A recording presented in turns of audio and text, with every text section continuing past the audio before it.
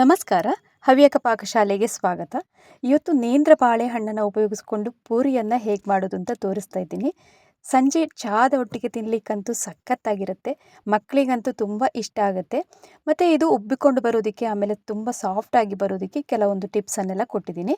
ಇದನ್ನು ನಾದ್ಕೊಳ್ಳುವ ವಿಧಾನವನ್ನೆಲ್ಲ ನಾನು ಇವತ್ತು ಇಲ್ಲಿ ತೋರಿಸ್ತಾ ಇದ್ದೀನಿ. ಬನ್ನಿ ಹಾಗಾದರೆ ಇವತ್ತು ನೇಂದ್ರ ಬಾಳೆಹಣ್ಣಿನಿಂದ ಪೂರಿಯನ್ನು ಹೇಗೆ ಮಾಡೋದು ಅಂತ ನೋಡೋಣ. ಇದಕ್ಕಾಗಿ ಮೊದಲಿಗೆ ಎರಡು ನೇಂದ್ರ ಬಾಳೆಹಣ್ಣು ತುಂಬ ಹಣ್ಣಾಗಿರಬೇಕದು. ನಾವೀಗ ಅದರ ಹೊರಗಡೆ ಸಿಪ್ಪೆ ಎಲ್ಲ ಇದೆಯಲ್ಲ, ಅದು ಕಪ್ಪಾಗಿದ್ದಷ್ಟು ಒಳ್ಳೆಯದು.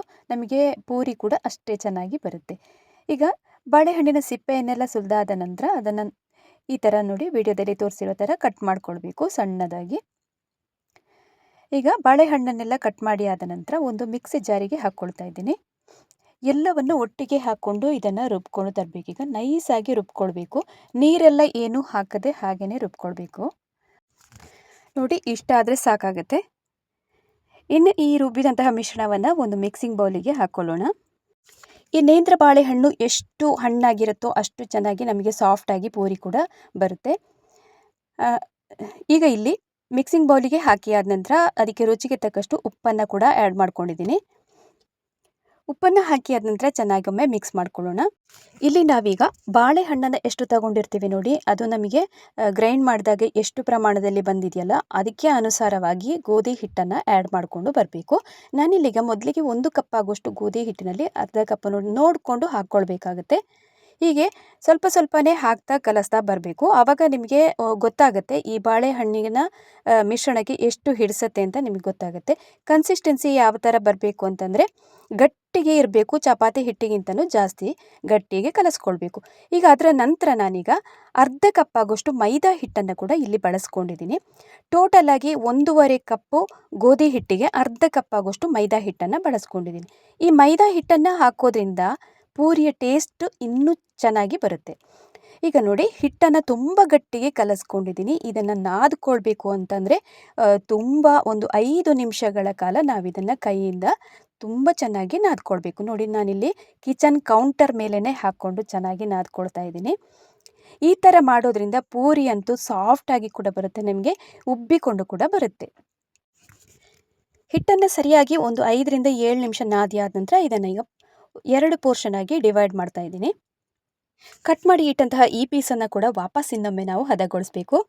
ಹೀಗೆ ಮಾಡೋದ್ರಿಂದ ಹಿಟ್ಟು ಕೂಡ ಚೆನ್ನಾಗಿ ನಾದಿದಂಗೆ ಆಗುತ್ತೆ. ಆಮೇಲೆ ಅದನ್ನು ಉಂಡೆ ಮಾಡುವಂತಹ ರೀತಿ ಕೂಡ ತುಂಬ ಇಂಪಾರ್ಟೆಂಟ್ ಆಗಿರುತ್ತೆ. ನೋಡಿ, ಈ ಥರ ಚಾಕುವಿನ ಸಹಾಯದಿಂದ ಹೀಗೇ ಕಟ್ ಮಾಡಿ ಸಣ್ಣ ಸಣ್ಣ ಪೀಸಸ್ ಆಗಿ ಮಾಡಿ ಉಂಡೆ ಮಾಡೋದ್ರಿಂದ ಅದು ಕೂಡ ಪೂರಿ ಉಬ್ಬಿಕೊಂಡು ಬರೋದಕ್ಕೆ ಸಹಾಯ ಮಾಡುತ್ತೆ.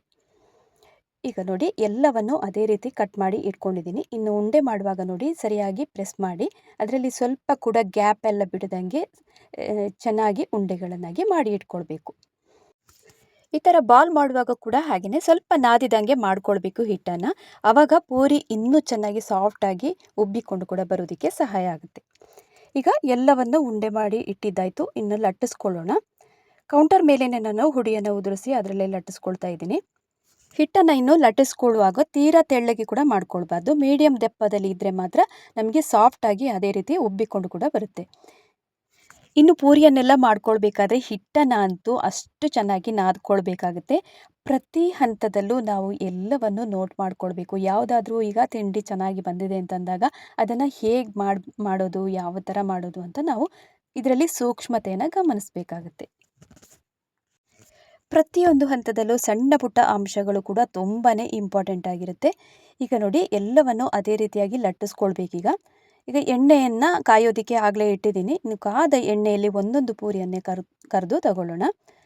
ಹೊಂಬಣ್ಣ ಬರುವ ತನಕ ಇದನ್ನು ಕರೆದು ತಗೊಳ್ಬೇಕು. 2 ಬದಿ ಕೂಡ ಮೀಡಿಯಂ ಫ್ಲೇಮಲ್ಲಿ ಇಟ್ಟರೆ ಆಯಿತು ಇದನ್ನು ಹುರ್ಕೊಳ್ಳೋದಕ್ಕೆ. ನಾವು ಯಾವ ಥರ ಹಿಟ್ಟನ್ನು ನಾದ್ಕೊಂಡಿದ್ದೀವಿ ನೋಡಿ, ಅದಕ್ಕೆ ಸರಿಯಾಗಿ ಪೂರಿಗಳು ಕೂಡ ಉಬ್ಬಿಕೊಂಡು ಬರುತ್ತೆ. ಪ್ರತಿಯೊಂದು ಪೂರಿ ಕೂಡ ಅಷ್ಟು ಚೆನ್ನಾಗಿ ಉಬ್ಬಿಕೊಂಡು ಬಂದಿತ್ತು, ನೀವು ನೋಡ್ತಾ ಇರ್ಬೋದು. ನಾನಿಲ್ಲಿ ತಗೊಂಡಿರುವಂತಹ 2 ಬಾಳೆಹಣ್ಣಿನಲ್ಲಿ ಟೋಟಲಾಗಿ ಒಂದು 25ರಿಂದ 30 ಮೀಡಿಯಂ ಸೈಜಿನ ಪೂರಿಗಳನ್ನಾಗಿ ಮಾಡ್ಕೊಂಡಿದ್ದೀನಿ. ನೀವೇನಾದರೂ ಸ್ವಲ್ಪ ಸೈಜಲ್ಲಿ ದೊಡ್ಡ ಮಾಡ್ತು ಅಂತಂದರೆ ಇದರಲ್ಲಿ ಒಂದು 20 ಪೂರಿಗಳು ಆಗ್ಬೋದು ಅಷ್ಟೇ. ಇದನ್ನು ಇನ್ನು ಕಾಯಿ ಚಟ್ನಿ ಜೊತೆಗಾದರೂ ತಿನ್ಬೋದು, ಅಥವಾ ಹಾಗೇನೂ ಕೂಡ ತಿನ್ಬೋದು, ಅಥವಾ ಸಾಂಬಾರಿದ್ದರೆ ಅದು ಕೂಡ ತುಂಬ ಚೆನ್ನಾಗಿರುತ್ತೆ. ತೋವೆ ಕೂಡ ಆಗುತ್ತೆ. ಸ್ವಲ್ಪ ಸ್ವೀಟಾಗಿ ಕೂಡ ಇರುತ್ತೆ ಇದು ತಿನ್ನೋದಕ್ಕೆ. ಸಂಜೆ ಟೀ ಟೈಮಿಗೆಲ್ಲ ಇದು ಸೂಪರ್ ಆದಂತಹ ಟೇಸ್ಟ್ ಕೊಡುತ್ತೆ ಅಂತ ಹೇಳ್ಬೋದು. ನೀವು ಕೂಡ ಇದೇ ರೀತಿಯಾಗಿ ಮನೆಯಲ್ಲಿ ಟ್ರೈ ಮಾಡಿ ನೋಡ್ತೀರಿ ಅಂತ ಅಂದ್ಕೊಂಡಿದ್ದೀನಿ. ಇವತ್ತಿನ ವಿಡಿಯೋ ನಿಮಗೆ ತುಂಬ ಇಷ್ಟ ಆಗಿರ್ಬೋದಲ್ಲ. ನೀವು ಕೂಡ ಮನೆಯಲ್ಲಿ ಟ್ರೈ ಮಾಡಿ ನೋಡಿ ಇದೇ ವಿಧಾನದಲ್ಲಿ. ಬರೀ ನೇಂದ್ರ ಬಾಳೆಹಣ್ಣು ಅಂತಲ್ಲ, ಯಾವುದೇ ಬಾಳೆಹಣ್ಣು ಸಿಕ್ಕಿದ್ರೂ ಅದರಲ್ಲಿ ಪೂರಿಯನ್ನು ಮಾಡ್ಕೊಳ್ಬೋದು. ಇವತ್ತಿನ ವಿಡಿಯೋ ನಿಮಗೆ ಇಷ್ಟ ಆಗಿದ್ದಲ್ಲಿ ಹೊಸಬ್ರು ಯಾರಾದರೂ ಚಾನಲನ್ನು ನೋಡ್ತಿದ್ರೆ ದಯವಿಟ್ಟು ಸಬ್ಸ್ಕ್ರೈಬ್ ಮಾಡ್ಕೊಳ್ಳೋದನ್ನು ಮರಿಬೇಡಿ. ಅದೇ ರೀತಿ ಹೆಚ್ಚಾಗಿ ಶೇರ್ ಮಾಡಿ ಸಪೋರ್ಟ್ ಮಾಡಿ. ಹವ್ಯಕ ಪಾಕಶಾಲೆಯಲ್ಲಿ ಇನ್ನೊಂದು ಹೊಸ ರುಚಿಯೊಂದಿಗೆ ಮತ್ತೆ ನಾನು ನಿಮ್ಮನ್ನು ಸಿಗ್ತೀನಿ. ಅಲ್ಲಿ ತನಕ ನಮಸ್ಕಾರ.